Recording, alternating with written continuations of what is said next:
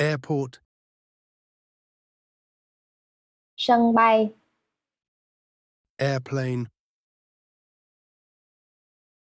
máy bay, passport, hộ chiếu, airplane ticket, vé máy bay, luggage, hành lý,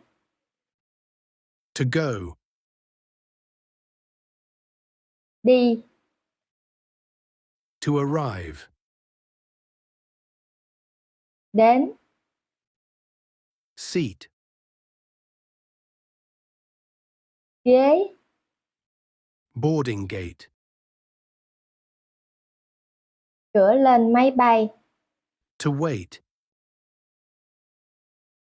đợi, chờ.